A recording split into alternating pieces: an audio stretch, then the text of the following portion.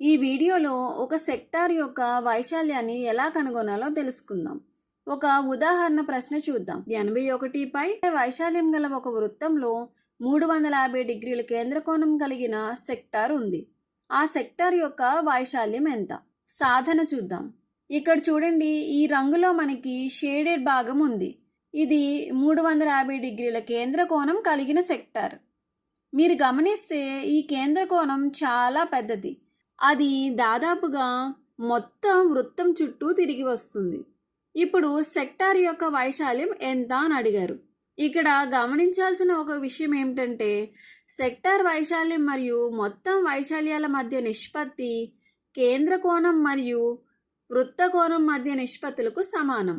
మరియు ఇక్కడ మనకి వృత్త వైశాల్యం 81 పై, అలాగే కేంద్ర కోణం 350 డిగ్రీలు అని తెలుసు. ఆ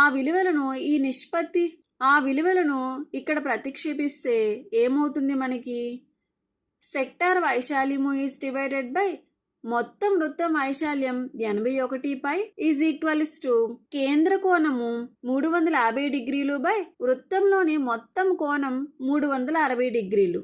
దీన్ని సరళీకరించడానికి ఇరువైపులా కూడా మనం ఏం చేయవచ్చు? 81 పైతో గుణిద్దాం. అంటే ఎడమ భాగం వైపు 81 పైతో గుణిస్తాము, అలాగే కుడి భాగం వైపు కూడా 81 పైతో గుణిస్తాం. తర్వాత దశలో చూస్తే ఇక్కడ మనకి 81 పై అనేది క్యాన్సిల్ అవుతాయి. అలాగే కుడివైపున 350లో ఉన్న 0, 360లో ఉన్న 0 క్యాన్సిల్ అయితే మనకి ఇంకా 35/36గా ఉంటుంది. కాబట్టి ఇక్కడ సెక్టార్ వైశాల్యం ఈజ్ ఈక్వల్స్ టు ఏమవుతుంది? 35 ఈజ్ డివైడెడ్ బై 36ని మనం ఎలా రాసుకోవచ్చు? 9 × 4 ఇంటూ 81ని ఎలా రాసుకోవచ్చు? 9 × 9 పై. ఇక్కడ చూడండి, లవంలో ఉన్న 9 హారంలో 9 క్యాన్సిల్ అవుతాయి. ఇంకా మనకి ఏం మిగిలింది? 35 × 9. దీన్ని మనం గుణించి చూద్దాం. అంటే ఏమవుతుంది?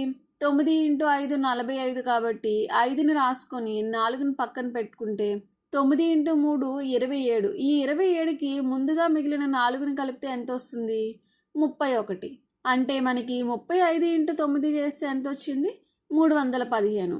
కాబట్టి సెక్టార్ వైశాల్యం ఈజ్ ఈక్వల్స్ టు 35 × 9 అంటే 315 పై ఈజ్ డివైడెడ్ బై ఇంకా ఎంత ఉంది? 4.